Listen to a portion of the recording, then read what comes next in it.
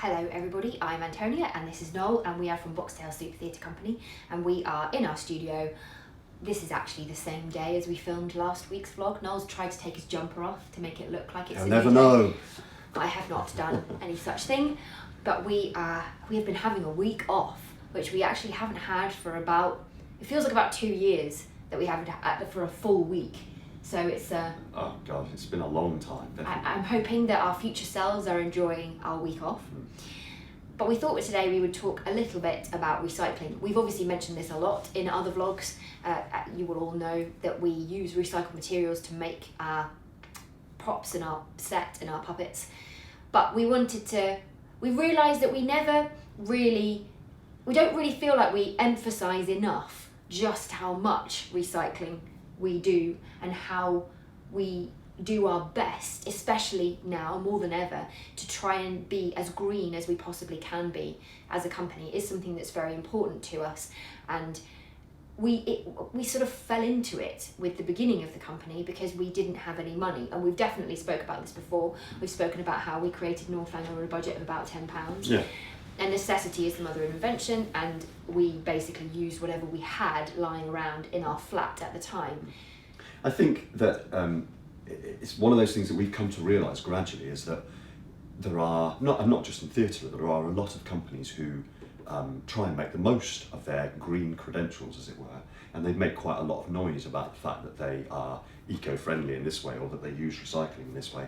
And it's not really something that we promote perhaps as much as we should. And maybe that's because of the way we started with it, but as we've continued, I think we've realised more and more that it is a kind of a core part of our ethos and our principles for how we operate. I suppose we've been very aware of the fact that in order to claim to be a completely green company, there are so many things that you have to make sure that you've considered. And we actually worked with a company called Positive Planet recently to get a green carbon neutral certification. But it was interesting to find out, what we have to offset some of our carbon in order to do that. Yes, because for some things... Like our car, yeah. Our touring vehicle, there is nothing we can do about it at the moment. We can't, unfortunately, the electric vehicle capacities are not such that we can get away with touring in an electric vehicle yet. So there are certain things that we just have to accept that we have to offset the carbon for. But nonetheless, we were very aware that while it's all very well to say you use recycling and things, we were aware that we didn't want to shout about being a green company until while we're still learning, I think, which we still are. However, that doesn't mean that we did decide that we would like to talk about it. But I think it brought home to us, the last puppets that we've created, these large puppets, just how much we make out of recycled materials, and how actually really it's pretty unnecessary to use anything else. I mean, depending on the style. For us, it's unnecessary to use anything else because it's our style, I suppose. When we started out, I think I was conscious, and as were you, that there were stories that we'd heard about large companies and shows that have had large budgets, and we happened to know a few people who'd worked on things here and there, and when we heard about, in some of those cases, not all of them, but in some of those cases, when you heard about the amount of waste that took place because stuff was bought that wasn't needed or ever used, or stuff was bought and then discarded after a single use, or stuff that really didn't need to be bought in, that could easily have been sourced from elsewhere or could easily have been recycled from something else, wasn't and was brought brand new. And just the amount of waste and kind of unnecessary stuff that went on overall was quite shocking to us in some ways. When we created Northanger Abbey, it was also because we didn't have many resources and we didn't have much money. That also meant that we were very keen to use the things that we had lying around. But we really kind of liked to think the way that those two things went together. We felt like, well, we're being very resourceful here, and we're also kind of recycling everything around us because we're putting it to good use. All of the stuff that we've got lying around, old sheets and old newspapers and pizza boxes and toilet rolls and all that kind of thing, that was what we used to make that first show. As we progressed then, and we started to think more about what our values were as a company, and when we started out, it wasn't clear that was going to progress into being a company in the way that it has developed. We started out really just creating that first show, but as you go on, then you start to think about it. And I think that one of the little, the little mottos that we have come up with is don't be wasteful, be creative. Yeah, and I think that applies in a lot of different ways as far as we're concerned.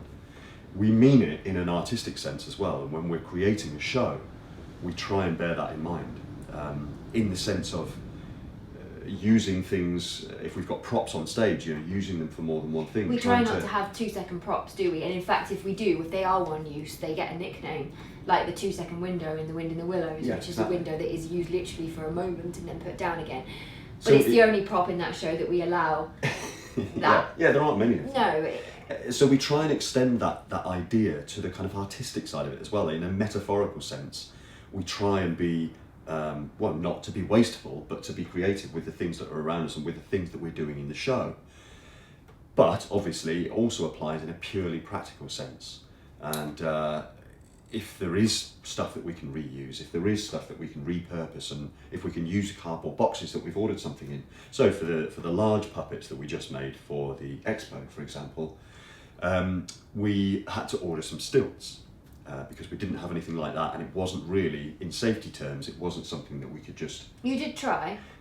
Noel did try to make some sort of platform stilts out of cardboard and whatever, but really they weren't going to last too long, I don't think. And in the end, we wouldn't get the height, and it wasn't. We wouldn't get the height, and that was it. The safety of the person who was in the suit was our priority, and so any danger that they would give way or break wasn't really acceptable.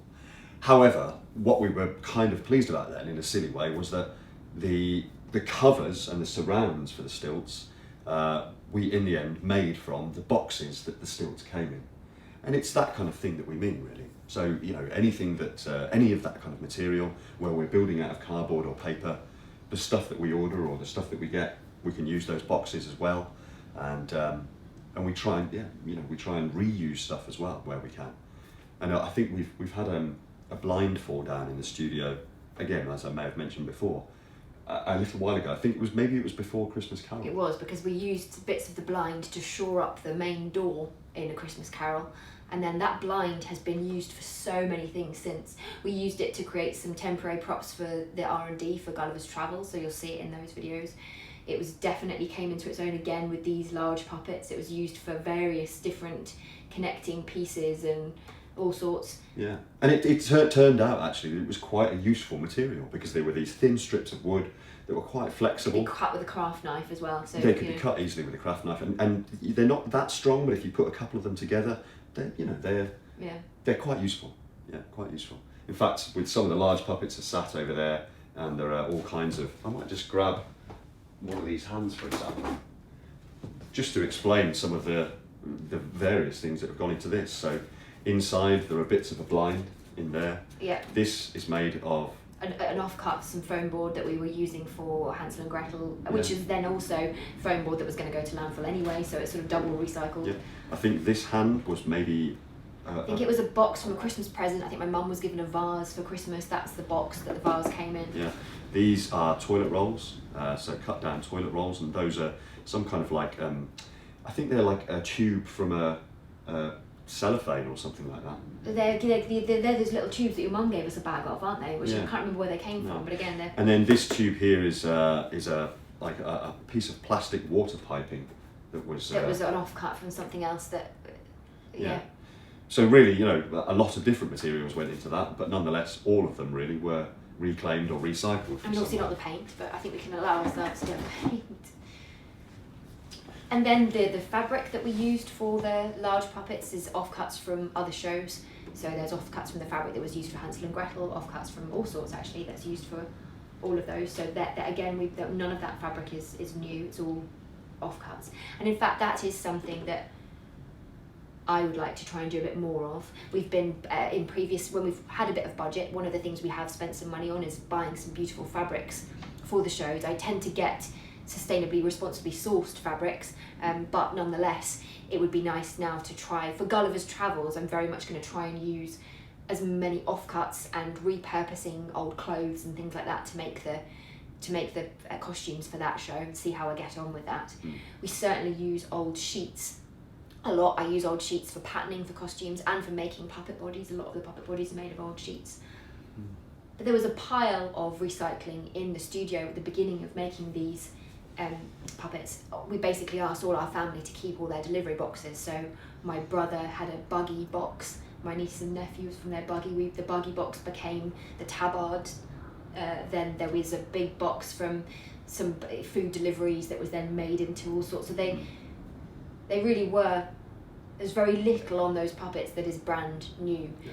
Really, the only things that are new, the paint was new, and the paper that we use to cover everything in is responsibly sourced, but nonetheless it's not recycled. That is, I feel like though it's a mulch, as in I think it might be made of recycled paper it does have originally. that texture, It's got that texture. Yeah.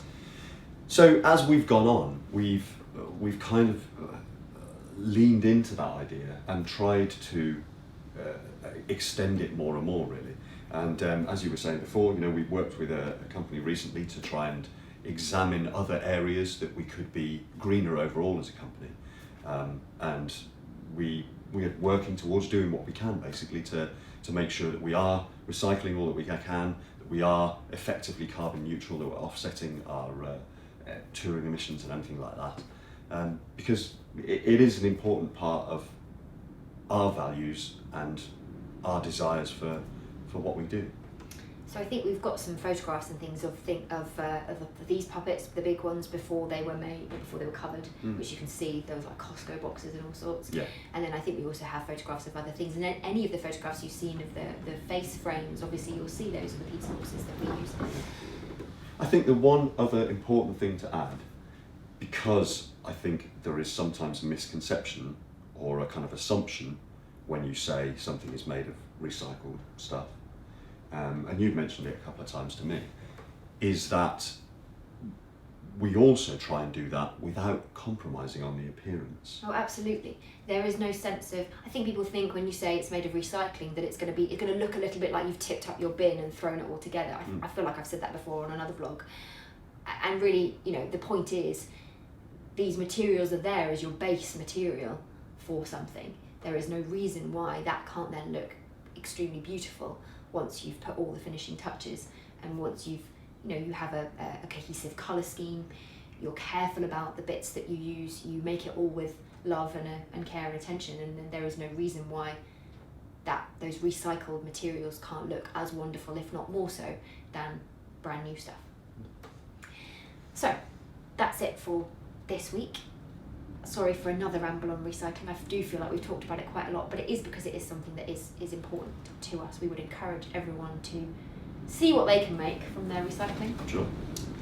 If you are enjoying the vlogs, please do like, subscribe, leave us a comment, and we will see you again next week.